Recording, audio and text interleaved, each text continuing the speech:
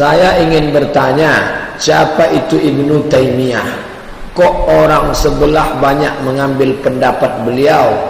Karena saya lihat pendapat beliau keras semua. Imam Ibnu Taimiyah Al-Harrani meninggal di Damaskus. Makamnya di Damaskus, Suriah yang sedang berkecamuk. Sampai meninggal tak menikah. Karena hidupnya lebih lama di penjara melawan penguasa. Al-Azhar Mesir sikapnya pertengahan terhadap Ibnu Taimiyah. Pendapat Ibnu Taimiyah yang sesuai dengan jumhur ulama diambil. Pendapat Ibnu Taimiyah yang kontradiktif ditolak. Beberapa pendapat dia keluar dari Hanafi, Maliki, Syafi'i, Hambali. Walaupun secara mazhab Ibnu Taimiyah bermazhab Hambali. Maka saya, alumni Al-Azhar, mengikut metode Azhar, tidak menghujat Ibnu Taimiyah mati-matian. Ibnu Taimiyah ekstrem kiri menghujat Ibnu Taimiyah. Ibnu Taimiyah mujassimah, Ibnu Taimiyah ingkar, Ibnu Taimiyah. Saya tak berani menghujat Ibnu Taimiyah. Tapi saya pula tak memuji-muji Ibnu Taimiyah sampai mengangkatnya lebih tinggi daripada Syafi'i. Tak, tempatkan Ibnu Taimiyah pada tempat. Bismillahirrahmanirrahim. Kembali bersama saya Zulkarnain Al-Maduri. Fa inna ahsanal kalami kalamullah wa khairul huda huda Muhammad sallallahu alaihi wasallam wa syarrul umuri muhdatsatuha fa inna kulla muhdatsatin bid'ah wa kulla bid'atin dalalah wa kulla dalalatin finnar. Ini lagi-lagi masalah Ibnu Taimiyah, saudara, yang akan saya angkat. Kali ini dari seorang tokoh yang bernama K.H. Abdus Somad. Abdus Somad itu memang dalam satu sisi memang beliau memiliki kemampuan, tapi sepengetahuan saya beliau itu tidak pernah merendah-rendahkan kelompok lain. Sepengetahuan saya, walaupun pendapat-pendapatnya aneh-aneh itu beliau. Tapi itu pendapat beliau. Nah, terkait dengan Ibnu Taimiyah misalnya, beliau ini juga menyebutkan yang sama, bahwa Ibnu Taimiyah adalah seorang yang alim. Beliau tidak berani menyesat-nyesatkan seperti Idrus Ramli juga gitu. Kalau Idrus Ramli kan menyesatkan Ibnu Taimiyah. Bayangkan seorang ulama sekelas Abdus Somad yang memiliki, yang secara akademisi mempertaruhkan pendidikannya itu, sangat menghormati Ibnu Taimiyah. Dan kalaupun mau mengkritisi, itu sebatas kritik ilmiah berdasarkan parameternya, yaitu para guru Al-Azhar. Di sini saya takdimnya kepada K.H. Abdus Somad. Artinya beliau tidak melampaui kelompok-kelompok Al-Azhar, yaitu misalnya sekelas Ali Jum'ah atau lain-lainnya ya. Nah, di sini kita bisa melihat, kita tahu bahwa Abdus Somad dalam beberapa sisi itu, dan termasuk orang yang membela akidah Asy'ariyah.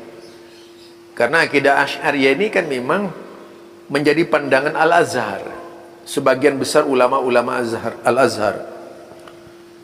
Itu yang kita perhatikan. Tetapi jika kita telah lebih jauh, lebih mendalam lagi, pendalaman K.H. Abdus Somad ini, Profesor Dr. K.H. Abdus Somad terhadap agama juga melalui proses akademi. Jadi secara akademisi, beliau menjadi seorang akademik di dalam memahamkan keislaman. Kemudian digabung dengan pemahaman-pemahaman awam. Ya, kalau saya sih sebagai seorang pengkritik misalnya terhadap K.H. Abdus Somad, memang tak sehebat beliau ya. Tetapi dalam dunia kritik itu biasa-biasa saja, kan melihat dari sisi-sisi yang berbeda saja. Jadi kalau kita mengkritisi Abdus Somad misalnya dalam soal akidah, misalnya itu biasa karena saya juga punya landasan sebagaimana KH Abdus Somad punya landasan. Disinilah yang membedakan antara saya dalam Abdus Somad. Tapi saya sangat kagum dengan semangat KH Abdus Somad ketika menghidupkan ilmu-ilmu agama di daerah-daerah seperti yang menjadi tempat tinggal KH Abdus Somad, terutama di daerahnya, sehingga mendirikan pesantren dan sebagainya.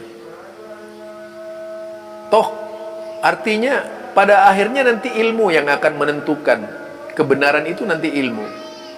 Manajemen kalbu ini yang akan memanage setiap yang datang, jika orang itu benar-benar berilmu. Tapi kalau orang tidak berilmu itu tidak punya manajemen kalbu, jadi manajemen kalbunya itu tidak berfungsi gitu, untuk bisa memanage atau memfilter sesuatu yang datang ketika salah kepada kita.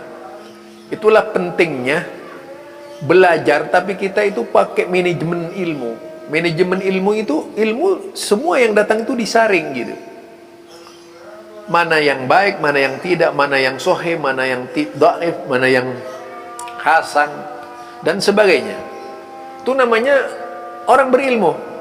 Tapi kalau seorang yang berilmu itu taklid buta, hanya ikut-ikutan, ada orang posting-posting juga gitu, dan postingnya sama gitu, tidak bisa berpikir lain kecuali mengikuti alur komando dari atas ke bawah, dan sama semuanya itu. Ketika yang di atas itu benci Wahabi, sampai ke murid-murid yang paling bawah dibuat benci Wahabi. Itu namanya tidak objektif di dalam memahami ilmu. Kalau yang objektif itu melepaskan kebenciannya itu dulu gitu. Bagaimana bisa orang itu mengkritisi Wahabi dengan benar kalau otaknya sudah penuh dengan kebencian? Karena yang dilakukan oleh otak-otak yang benci Wahabi itu bukan lagi melihat dalil, tapi parameternya benci gitu. Bagaimana bisa benar gitu kalau parameternya benci? Tidak bisa objektif itu. Sudah buktikan itu. Tidak akan pernah bisa objektif. Sehebat apapun orang yang menyampaikan hujjah, tetap saja di matanya itu nanti salah gitu. Dicari celah-celahnya untuk menyalahkan gitu. Karena apa? Kebencian. Itu ibarat orang cantik. Kita mencintai seseorang wanita gitu ya, seorang wanita cantik gitu.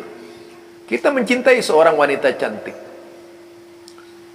Nah, begitu wanita cantik tadi kita ada masalah dengan kita, kita benci dengan wanita itu, sebenci-bencinya gitu, sehingga kecantikannya pun tidak dirasakan kalau dia cantik gitu.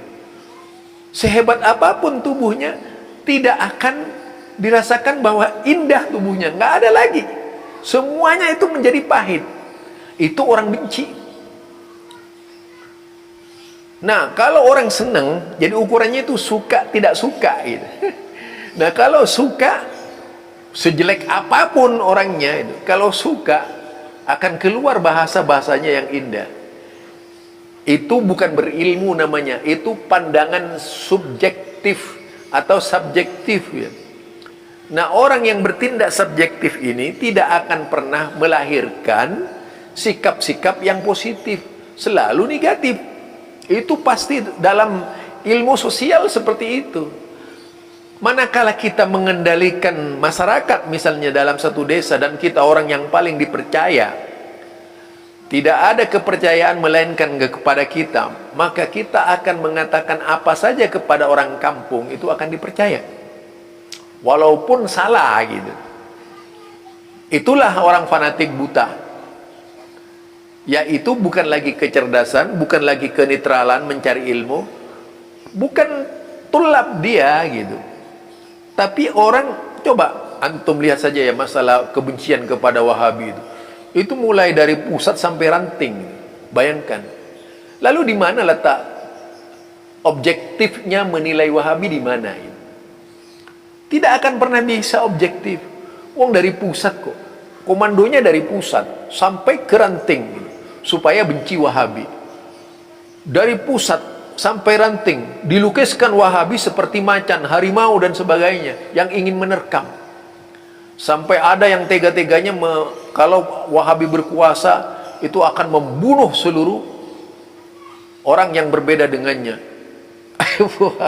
Ini perkataan najis yang benar-benar tidak harusnya keluar dari tokoh Islam. Jadi itulah salah satu bentuk kebencian ketika diorganisir akan menjadi penyakit. Beda dengan tadi apa yang disampaikan oleh Abdul Somad. Beliau menyampaikan kritik terhadap Ibnu Taimiyah itu didasarkan kepada ilmu. Itu namanya objektif.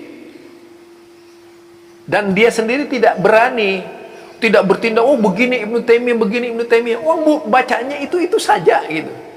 Lalu bagaimana mungkin dia bisa menjadi orang bisa netral ya?